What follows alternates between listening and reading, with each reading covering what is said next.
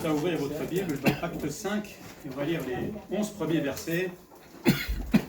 Acte 5, versets 1 à 11. On va parler de Ananias et Saphira ce matin.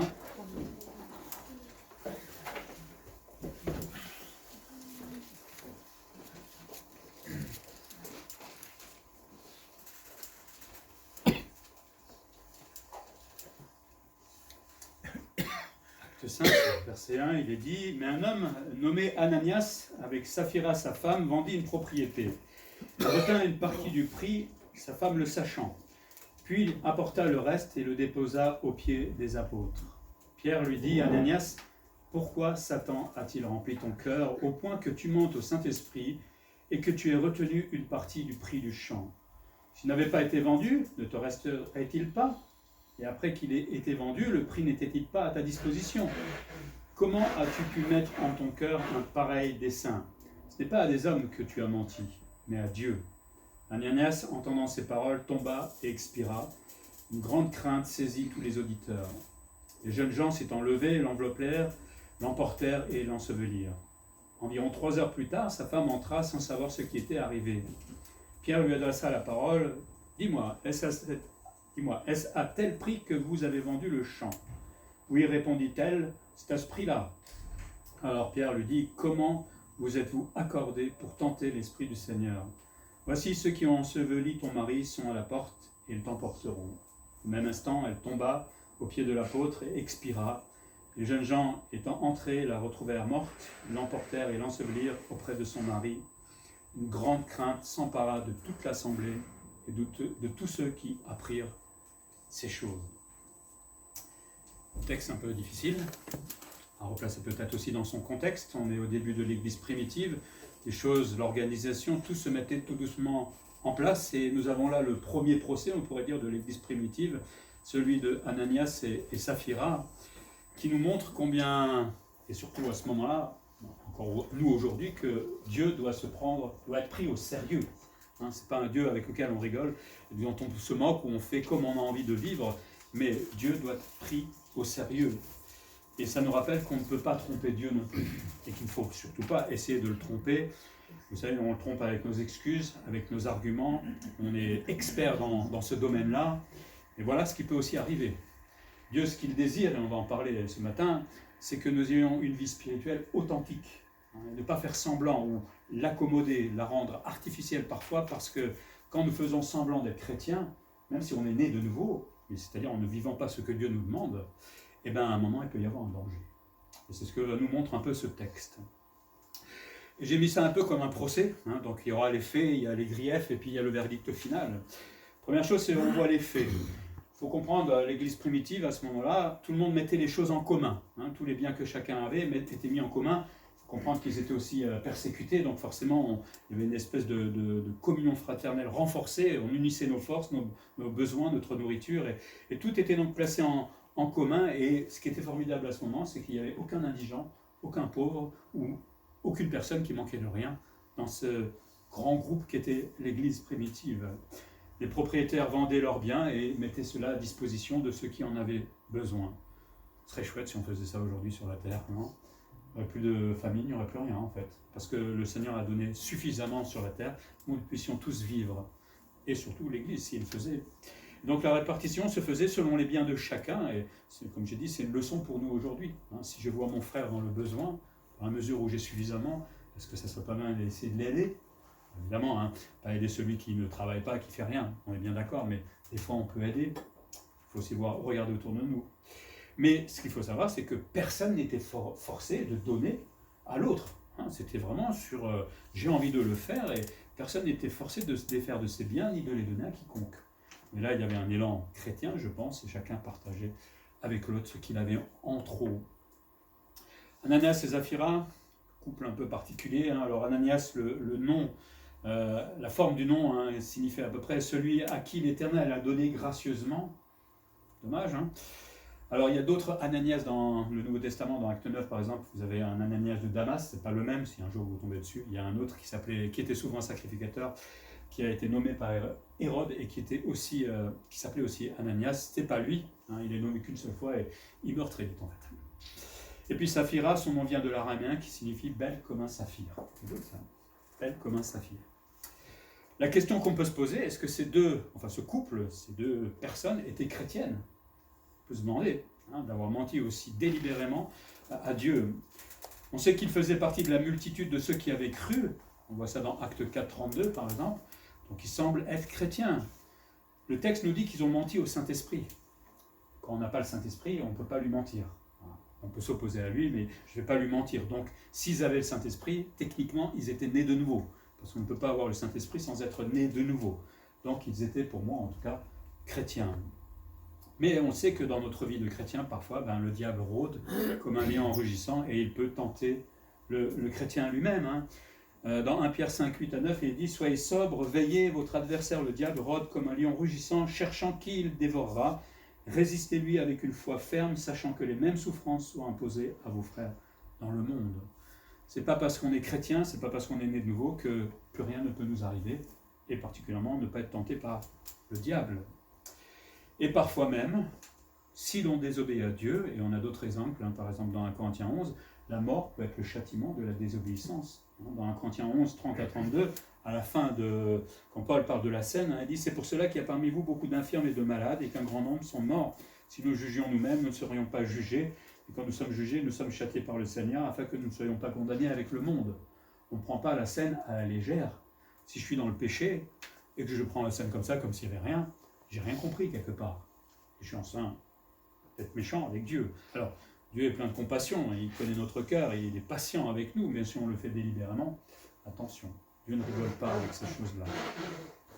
De toute façon, si Ananias et Saphira n'étaient pas chrétiens, on ne voit pas très bien la leçon que le vrai chrétien aurait pu tirer de là.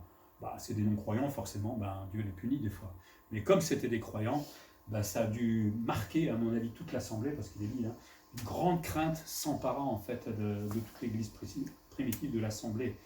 Là, ils ont pris conscience que Dieu ne rigole vraiment pas avec ce qu'il demande, en fait, à son église.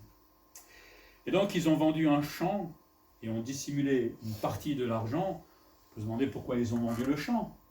Comme il a dit, Pierre, mais vous n'étiez pas obligé. Et même si vous l'avez vendu, vous aurez pu tout garder pour vous, vous offrir des vacances, faire ce que vous voulez avec. On ne vous a rien demandé.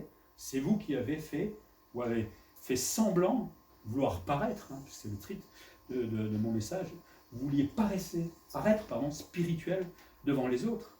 Alors peut-être par jalousie, parce que dans Actes 4, 36 à 37, Joseph, surnommé par les apôtres Barnabas, ce qui signifie fils d'exhortation, lévite, originaire de Chypre, vendit un champ qu'il possédait, apporta l'argent et le déposa aux pieds des apôtres. Peut-être qu'ils ont vu Barnabas faire cela et se sont dit, après il est bien vu par les gens, par l'église, donc on va peut-être faire pareil, mais nous on va un petit peu garder pour nous. Paraître spirituellement. On fait semblant. Peut-être ils ont fait ça pour le prestige spirituel. On a besoin des fois dans l'église d'être reconnu par les autres. On a envie d'être le premier ou qu'on nous glorifie un petit peu. J'ai jamais compris ça, mais ça existe, hélas. Peut-être avoir une reconnaissance spirituelle de l'église, se dire « Ah, ça c'est des bons chrétiens, vous avez vu, ils ont vendu leur champ et ils ont donné tout leur argent pour les pauvres. C'est bien. » Des fois, on glorifie les gens et on ne sait pas ce qu'il y a dans le cœur. Il ne vaut mieux pas les glorifier des fois. Alors, on peut être reconnaissant de ce que fait quelqu'un, mais ayant toujours conscience que, voilà, il y a le cœur et Dieu le connaît. Mais ils voulaient avoir cette reconnaissance spirituelle de l'Église par le mensonge. Ils ont menti pour qu'on les glorifie, entre guillemets. Ils voulaient peut-être afficher une beauté spirituelle. Regardez-nous comme on est spirituel, comme on essaie d'aider l'Église. Vous voyez, on aide vraiment les pauvres. Mais Dieu, lui, il voyait le cœur. Et on a beau essayer de tromper les hommes, mais ça c'est très facile de le faire, mais Dieu on ne le trompe pas. D'autres pensent, peut-être par amour de l'argent, peut-être qu'ils ont voulu garder secrètement une partie de cet argent en se disant peut-être que l'Église plus tard, elle va peut-être pas aller jusqu'au bout, elle va s'affaisser, et puis on va garder un peu d'argent pour nous, parce que si l'Église disparaît au moins, on n'a pas tout perdu. On ne sait pas exactement quelle était leur motivation. En tout cas, je pense qu'elles n'étaient pas bonnes, parce que sinon Dieu ne les aurait pas punies de cette manière-là. On pourrait parler de leur péché. Qu'est-ce qu'ils ont commis de péché juste en faisant cela? Le mensonge, on l'a dit, ils n'étaient pas obligés de tout donner, mais ils le font croire. C'est ça le problème. Pierre leur a dit, vous n'étiez pas obligés. Et personne n'est obligé de donner son argent, surtout pas dans l'église, mais on ne force personne. Mais quand on le fait sincèrement, en vérité. Parce que si je le fais, en tant que chrétien, il faut être fou en se disant, je sais que Dieu me voit, Dieu connaît mon cœur, mais je vais quand même tricher. Il faut être fou, quelque part. Et pourtant, le cœur est tortueux par-dessus tout, qui peut le connaître? Et nous marchons comme cela des fois. Leur péché était l'hypocrisie, et ils ont bien entendu que Jésus a repris plusieurs fois. Je ne sais pas s'ils avaient connu vraiment Jésus face à face, mais ils ont entendu parler Jésus contre les pharisiens et leur hypocrisie. Il les a repris plus d'une fois à cause de cette hypocrisie. Donc ils devaient comprendre que l'hypocrisie, le Seigneur ne l'aimait pas. Ils ont manipulé, puisqu'au verset 9, il est dit, ils se sont accordés tous les deux. Ils ont parlé ensemble, ils ont pris une décision tous les deux en pleine intelligence. Le mot grec accordé veut dire être ensemble d'accord, être en harmonie, être en symphonie, être en discordance, être d'accord avec quelqu'un en faisant un marché, convenir d'un accord, marchander. Bref. Quand ils ont parlé tous les deux ensemble, ils étaient d'accord, on va mentir sur ce qu'on donne en fait à l'Église. Tous les deux étaient complices de l'acte qu'ils étaient en train de commettre, et donc ils ont fait une forme de manipulation, ils ont manipulé Pierre et les autres. Mais bon, Pierre avait du discernement, c'est Dieu qui lui a donné certainement. Ils ont fait ça par préméditation. Terrible, quand on réfléchit un petit peu à ce petit acte qui est finalement très profond. Leur mensonge a été arrangé afin de faire leur demi-don. Comme ça, on peut paraître spirituel, mais on va garder une partie pour nous. Et puis peut-être, comme j'ai dit tout à l'heure, par incrédulité, peut-être qu'ils avaient vraiment peur que l'Église ne continue pas à cause de la persécution. Ils auraient gardé ça pour eux. Peut-être on leur parlera, je pense qu'ils sont quand même sauvés, mais on leur parlera et on leur posera la question là-haut, quand on sera au ciel. Ils vont répondre mieux que moi, à mon avis. Mais la première leçon qu'on peut tirer dans ces faits, c'est que non seulement l'Église primitive est belle à ce moment-là, parce que les uns et les autres cèdent. Ils avaient certainement leurs problèmes, les difficultés que toutes les églises rencontrent, mais ils étaient en harmonie. Il y avait cette communion fraternelle et chacun prenait soin les uns des autres. C'est beau ça, l'église comme cela. Et j'espère que notre église est comme cela. Mais là, évidemment, un péché va gâcher en fait le bel élan. C'est triste, mais en même temps, c'est une bonne leçon pour l'église. Les griefs. Le paraître va se transformer en honte. Vous savez, on peut avoir de la gloire dans l'église, mais Dieu, il sait les choses. Et quand on veut avoir de la gloriole dans l'église, ça ne dure pas très longtemps. Je ne sais pas si vous connaissez Benny Hinn, l'apôtre, entre guillemets, de l'évangile de prospérité. Non, vous ne connaissez pas? Quelqu'un qui dit que si vous suivez le Seigneur, etc., vous serez riche à millions, etc. Et là, j'ai entendu son témoignage, il a dit, il s'est planté. Il a dit ça à des millions et des millions de gens. Et là, il est en train de se repentir. Dieu connaît les cœurs. Il y a la gloriole, et à un moment, Dieu remet les choses, les pendules à l'heure. Et donc Pierre va accuser et va présenter les pièces à conviction. J'ai envie d'être un peu dans un tribunal. Pierre va discerner le mensonge chez Ananias. Et, certains pensent que c'était propre aux apôtres, parce qu'eux avaient des qualités que nous n'avons pas forcément. Il n'y avait pas des espions, mais c'est évidemment le Saint-Esprit qui a dû révéler cela à Pierre. Mais en même temps, la Bible nous dit, et Jésus nous demande d'avoir aussi du discernement. On voit ça dans Corinthiens et dans Philippiens. On ne doit pas tout gober à la lettre non plus quand quelqu'un nous dit quelque chose. Il ne s'agit pas d'être méfiant, paranoïaque, parce que sinon vous ne vivrez plus, mais on a du discernement. Et dans la prière, et pourquoi pas, le Seigneur peut des fois nous parler. Le premier grief de Pierre, c'est qu'ils ont, entre guillemets, et encore j'ai envie d'enlever les guillemets, c'est qu'ils ont collaboré avec le diable, puisqu'il dit « Pourquoi Satan a rempli ton cœur ?» Ils ne sont pas possédés, on se comprend bien. Mais des fois, en tant que chrétien, on peut laisser la tentation rentrer en nous et Satan remplit mon cœur et je vais pécher. Le pourquoi de Pierre démontre bien que lui-même parle d'un acte volontaire. Pourquoi vous avez laissé Satan rentrer? C'est-à-dire, vous l'avez délibérément laissé agir dans votre vie. Ça nous arrive parfois, hélas. Ou alors peut-être leur vie spirituelle a été peut-être en déclin, je ne sais pas, on ne connaît pas du tout leur passé. Et à un moment, parce qu'on se relâche spirituellement, parce qu'on devient tiède, Satan nous piège. On parle souvent de la tiédeur, on croit que c'est pas grave, mais Satan, lui, il en profite. Et il foncera. Satan nous tente parfois, on pourrait dire, ouais, mais t'as vu, Seigneur, c'est sa faute, Ouh, le vilain. Mais la responsabilité de l'acte, c'est moi. C'est moi qui suis responsable de mon péché. Satan accuse, il est dit dans l'Apocalypse qu'il est l'accusateur des frères, mais il dit vrai. C'est ça. Parce que quand on pêche et que Satan nous accuse devant Dieu, Dieu dit oui, c'est vrai, il a péché. Hélas. Après, des fois, il transforme aussi, mais bon. Mais n'accusons pas Satan de nous accuser de nos péchés, de ce que nous avons fait, parce que beaucoup aiment bien tout placer sur lui. Nous sommes responsables devant Dieu. Oui, il nous tente de temps en temps, mais ce n'est pas une obligation de lui obéir. Alors, on apprend aussi à résister au diable. Mais là, Pierre dit clairement, vous avez laissé Satan remplir votre cœur. Le deuxième grief, ils ont défié le Saint-Esprit. Pourquoi avoir menti au Saint-Esprit? Je ne sais pas s'ils en avaient conscience quand ils ont fait ça.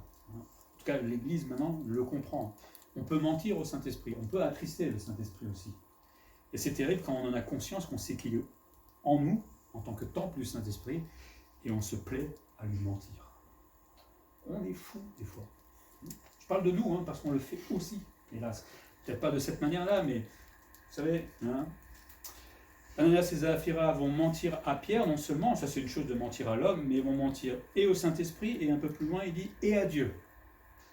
Ils mentent à la Trinité, frontalement. Ici, il ne s'agit pas du blasphème contre le Saint-Esprit. Je vais essayer de résumer rapidement.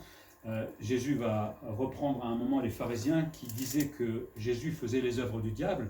Donc le pharisien, lui, ne voulait pas de Jésus, et donc il ne pourra jamais se convertir, puisqu'il faut Jésus-Christ dans sa vie. Et forcément, parce qu'il ne veut pas de Jésus-Christ, le blasphème contre le Saint-Esprit, c'est-à-dire refuser tout simplement Christ, me mène vers la mort, et je ne pourrai jamais être sauvé. Venez me voir si vous voulez plus d'explications tout à l'heure. Mais là, ce n'est pas le blasphème du Saint-Esprit. C'est deux chrétiens qui ont vraiment accepté la grâce du Seigneur, mais qui ont péché gravement devant le Seigneur. Le troisième grief, c'est que Pierre dit, c'est de vouloir paraître. Vous voulez paraître spirituel. Pourquoi avoir retenu une partie du chant? Pour votre gloriole? Pour que les autres vous glorifient? Ce n'est pas un péché en soi de garder l'argent pour soi. Ça, c'est pas grave. Mais c'est un péché de faire croire qu'on ne l'a pas gardé, qu'on a tout donné pour les autres. C'est un mensonge, comme on l'a dit. C'est vouloir tout simplement paraître spirituel devant les autres et avoir la première place dans l'Église. Quatrième grief, c'est la préméditation. Pourquoi avoir mis en ton cœur un pareil dessein? C'est pas le truc qui leur est arrivé comme ça, vite fait, avant de rencontrer Pierre. Ça a été bien, on l'a vu tout à l'heure, ils se sont accordés, ils ont bien réfléchi comment faire les choses, qu'est-ce qu'on va dire à Pierre, etc. Et ensuite, ils ont mis les choses en place. C'est un acte prémédité, voulu, et ils ont délibérément, je disais tout à l'heure, peut-être parfois nous-mêmes, dans notre péché, etc., on ment au Saint-Esprit, on se connaît. Mais là, c'était délibéré. C'était frontal. Et donc, ils voulaient certainement la gloriole, le paraître, le prestige devant les autres chrétiens, mais c'est de la folie que de vouloir faire cela. Il n'y a pas besoin d'aller jusque-là pour vouloir paraître dans l'église, être le premier. Si vous voulez ma place, prenez-la tout de suite en tant que pasteur. Moi, je prends ma retraite, je serais bien le voir. Venez, c'est marrant. Mais il y a d'autres manières. Dans le prestige, je l'ai vu déjà, hélas, dans l'église. On veut toujours être vu des autres parce que c'est bien, c'est la gloriole, c'est le monde. Mais attention, le Seigneur nous voit. Quelques remarques peut-être. Mentir au Saint-Esprit, c'est mentir à Dieu. C'est ce que dit Pierre là.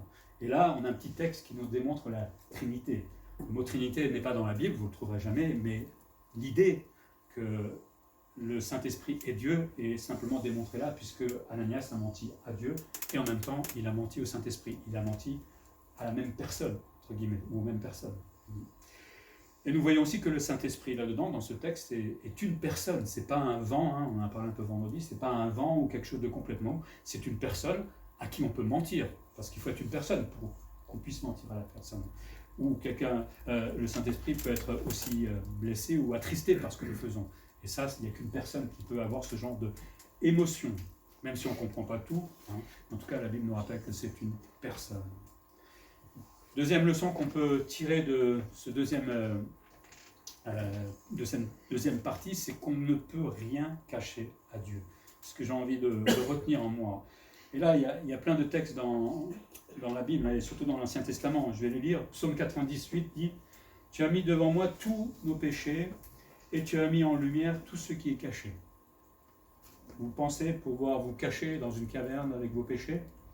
Laissez tomber, c'est cause perdue. Daniel 2, 22 dit « Il dévoile des choses profondes et secrètes, et ce qu'il y a dans les ténèbres, et la lumière brille auprès de lui. » Quand on veut cacher nos péchés, ça ne sert à rien. Alors, il les révélera peut-être pas de notre vivant, parce que Dieu est plein de bonté des fois, mais à un moment devant lui, il faudra quand même rendre des comptes. Si on a ça dans notre tête, plutôt que d'essayer d'enterrer et finalement de faire du mal, demandons pardon, tout simplement. Réglons les problèmes les uns avec les autres s'il y a des problèmes.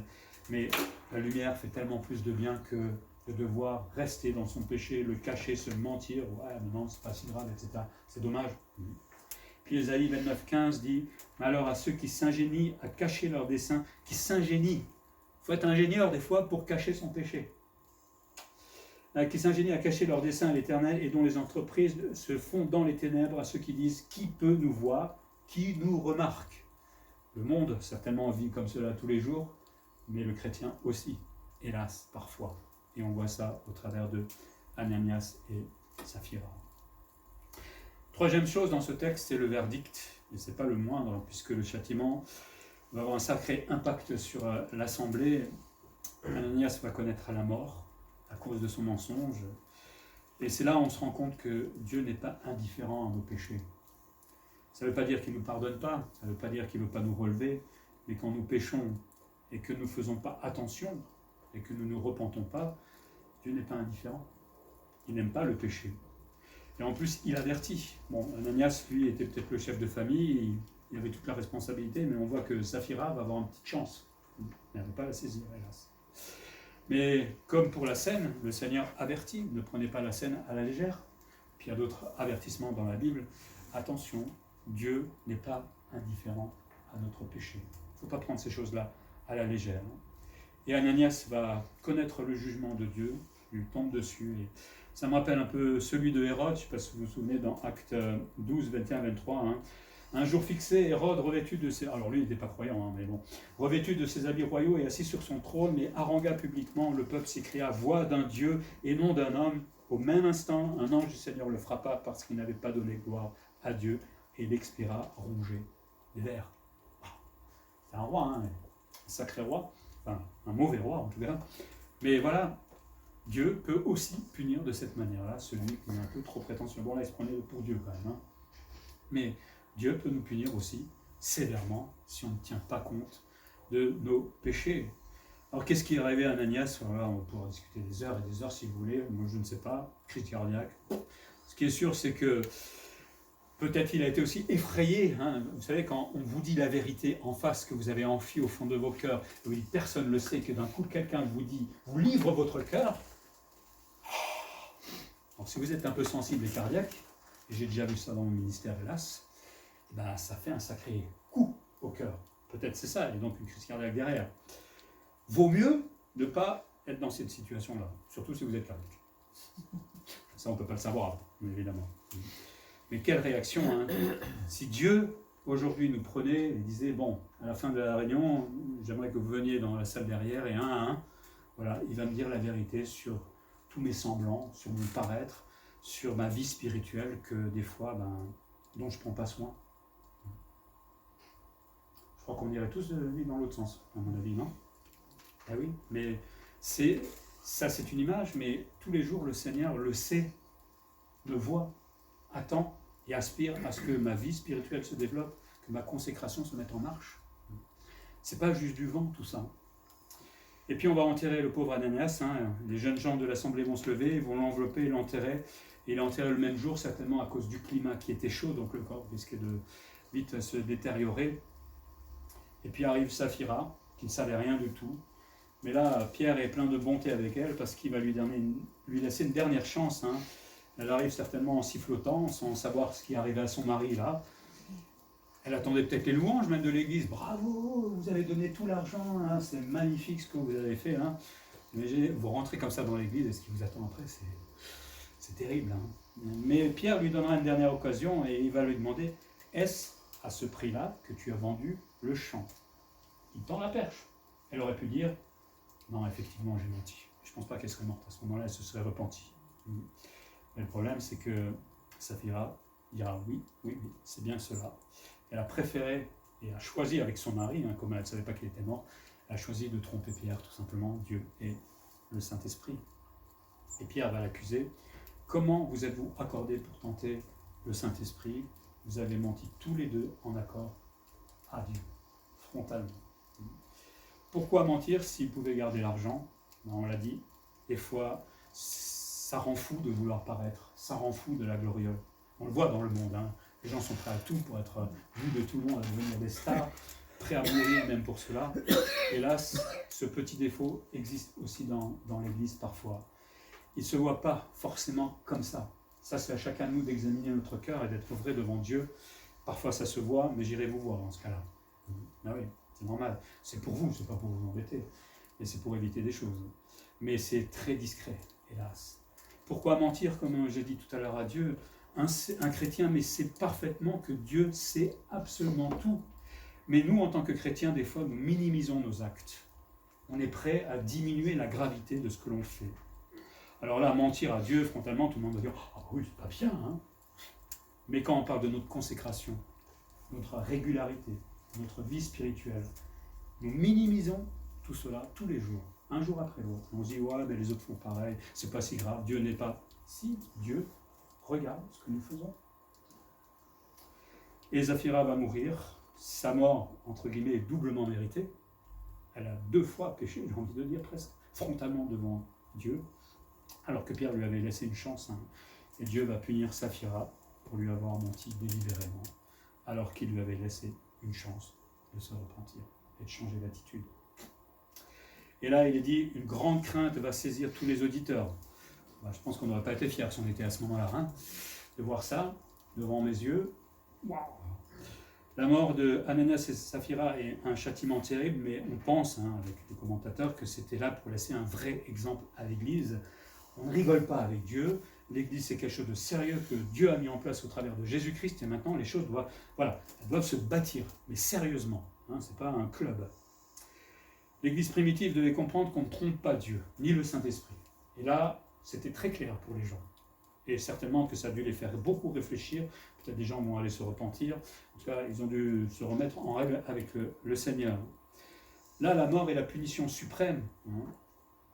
On voit dans l'Ancien Testament, par exemple, vous vous souvenez de Akan, hein, qui, lors de la conquête de Jéricho, Dieu avait dit, vous ne prenez absolument rien. Akan va prendre certaines choses, va les cacher, et quand Josué va attaquer la ville de Haï, ils vont perdre. Tout simplement parce que Akan avait caché quelque chose. Mais Dieu va désigner Akan à la fin. Bon, je ne pense pas qu'il était croyant, parce que, enfin, je ne sais pas. Mais en tout cas, là aussi, le sort de son péché était la mort.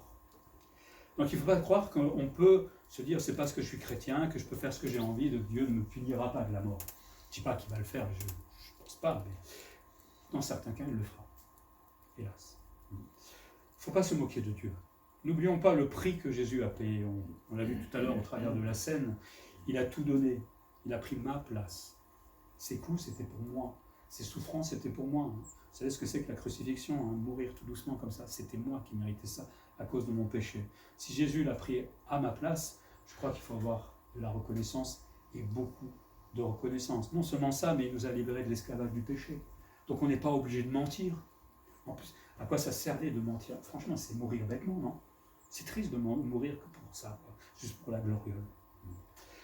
Alors, toutes les morts ne sont pas le fruit du péché. Ne vous dites pas parce que je vais avoir une crise cardiaque demain que j'ai péché. D'accord? Je ne souhaite pas. Mais voilà, non mais, parce que je connais l'Église et quand quelqu'un meurt, on me dit « Ah, je savais qu'il péchait, tout ça, c'est sa faute. » Ça, c'est à Dieu. Mais là, dans ce procès, Dieu accuse clairement Ananias et Saphira. C'est clair. D'accord? Pour les autres cas, moi, je ne suis pas Dieu. Et je n'ai pas à dire que lui est mort parce qu'il a péché, etc. De toute façon, on meurt tous à cause de notre péché. N'oublions pas. Donc, le problème est réglé. Mais on ne va pas accuser quelqu'un pour cela. Mais là, Ananias et Saphira ont été vraiment déclarés coupables devant Dieu. C'est dit noir sur blanc dans la parole de Dieu. Dieu désire, et c'est la leçon, je pense, qu'il laissait à cette église primitive, que l'église soit pure. Il ne s'agit pas d'être parfait, parce que personne n'y arrivera de toute façon, mais de refuser de pécher volontairement. Là, je me reprends un peu parce que chaque fois que je pêche, c'est volontairement. Même quand on va vite, c'est toujours volontaire. On pêche volontairement. Mais quand on le fait délibérément, et là de façon préméditée, en se disant, et en plus c'est pour ma petite gloriole, faites attention. Je dois faire attention à cela. Le Seigneur veut notre pureté spirituelle, et si j'ai péché, il est fidèle et juste pour me pardonner. Si je découvre que ma vie spirituelle n'est peut-être pas à la gloire de Dieu, je peux lui demander pardon et reprendre ma marche de plus belle. C'est formidable avec Dieu. Quoi qu'on fasse, on peut tout recommencer. on peut demander pardon. Seulement, il faut prendre conscience de là où on en est, faire un bilan avec le Seigneur et lui remettre notre vie devant lui. C'est pas toujours facile de dire, Seigneur, montre-moi qu'est-ce qui ne va pas dans ma vie. On fait vite des fois. Seigneur, montre-moi ce qui va pas. Parce qu'on ne veut pas la réponse. Mais il faut des fois écouter la réponse. La gloire, le prestige, le paraître, ce ne sont pas des vertus chrétiennes. C'est Dieu lui-même et clairement qui le dit là.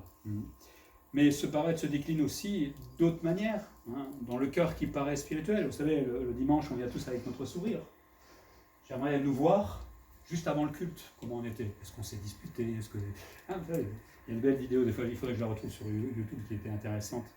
Ou dans mon paraître quotidien, je suis chrétien, et je fais montrer aux autres que je suis un chrétien, mais au fond de moi, ma vie spirituelle, elle est carrément raplapla. Ou alors je m'abuse moi-même, je me dis, qu'est-ce que je suis un bon chrétien? Je ne vais pas à l'église, je ne suis pas régulier, ma consécration elle est moyenne, mais qu'est-ce que je suis un bon chrétien? Pour la moyenne, on va dire. Mais là, je m'abuse, je me trompe, et je trompe Dieu. Enfin, Dieu n'est pas trompé puisqu'il sait. Vous savez, on peut tromper notre cœur avec notre assiduité, avec notre consécration, avec notre paresse. Je ne suis pas si paresseux que ça, avec nos absences, etc. On se trompe des fois, nous-mêmes, et on se trouve un tas d'excuses, mais là, Dieu rappelle qu'il voit, et que lui, il ne dit pas bravo. Au contraire, ce qu'il voudrait, c'est qu'on change d'attitude et qu'on soit sincère devant lui, parce qu'il me voit. Et il voit les profondeurs de mon cœur, il voit les profondeurs de ma logique qui conduit à cette manière d'agir, il voit l'ingénieur que je suis pour me tromper moi-même. Et oui, alors sur cette terre, on va peut-être passer discrètement, mais quand on sera devant lui et devant le tribunal de Christ, ben là, tout va être déballé. Et là, l'ingénieur devra s'arrêter. Toute ma logique va être déballée. Et Dieu va dire, mais tu as vu comment tu te trichais avec ton propre cœur, tu te faisais croire que tu étais spirituel, tu te croyais consacré, etc., et que ce n'était pas vrai. Ou moyennement. Dieu, c'est tout. Mais savoir ces vérités, et là, moi j'aime bien relire des fois ce texte parce que ça me calme, pendant une semaine j'ai lu ça, ben, ça doit me faire réagir. On n'est pas de se dire, ah, bah, pauvre Ananias et Saphira, on a une petite mémoire pour vous, et voilà. Ça doit me faire réagir parce que moi je ne fais peut-être pas partie de l'église primitive, mais je fais partie de l'église. C'est toujours la même, elle n'a pas changé. Et ces vérités-là, elles devraient pénétrer mon cœur, et pas seulement, elles devraient me faire réagir, me montrer que bien souvent je minimise tout simplement la volonté de Dieu pour moi. Peut-être dans tous les domaines de ma vie, mais tout particulièrement dans la vie de consécration que le Seigneur veut pour chacun d'entre nous. Le Seigneur veut 100%. Nous, on négocie, on dit 50. Il dit 75, alors nous on va à 51. On va rester comme ça peut-être tout le reste de notre vie. Mais là, en fait, c'est là où on ne se rend pas compte, c'est qu'en faisant cela, on va vivre une vie chrétienne triste, morne, plate. C'est ça le problème. Dieu avait un plus grand projet que ça. Alors la consécration, ce n'est pas ce qu'il y a de plus marrant à vivre, parce que le Seigneur veut nous transformer, veut nous sanctifier. Mais on sera beaucoup plus heureux, malgré tout. Alors je ne sais pas si vous préférez avoir une vie chrétienne plate et morne, ou une vie chrétienne pleine de joie, c'est-à-dire celle que le Seigneur veut pour nous. Mais ça passe par la consécration et la sanctification. Si j'ai compris ces vérités ce matin, je dois réagir. Je dois me mettre au travail.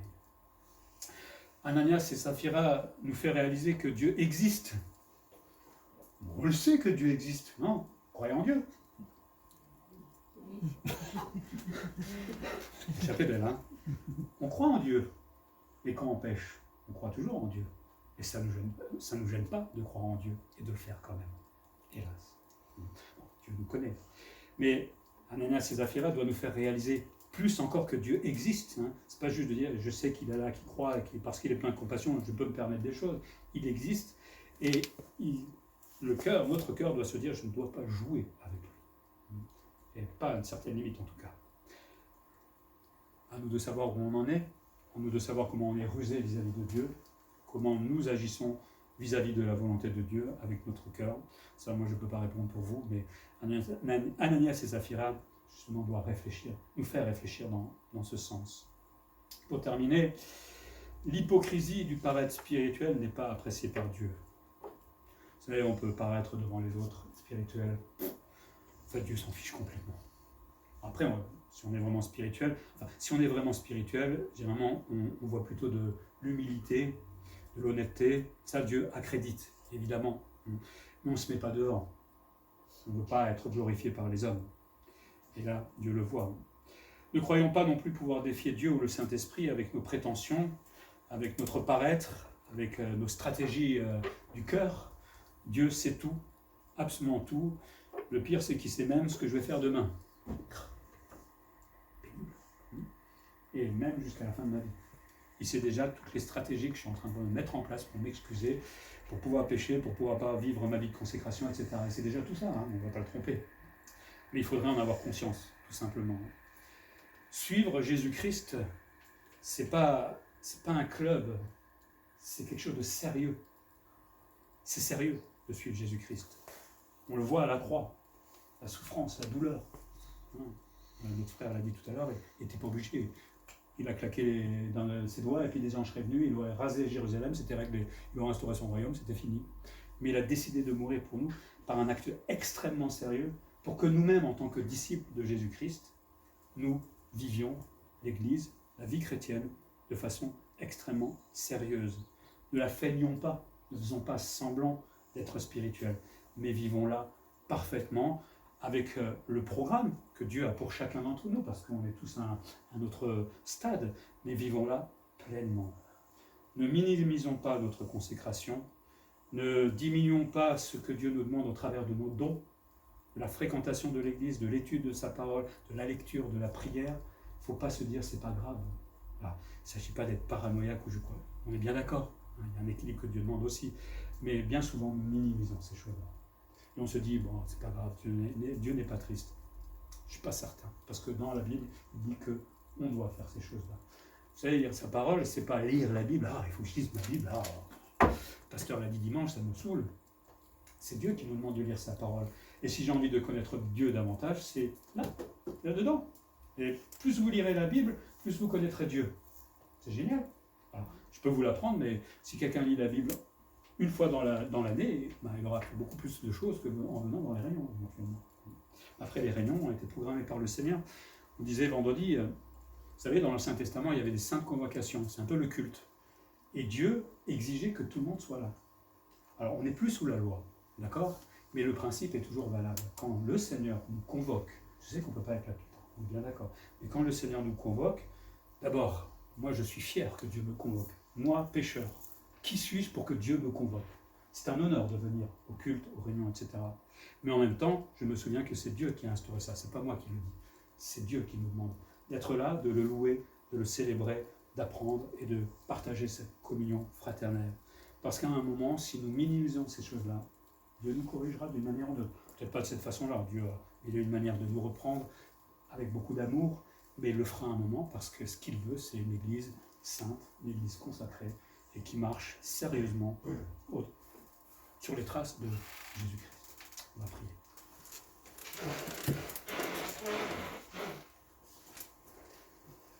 Seigneur, merci pour ce texte qui nous effraie.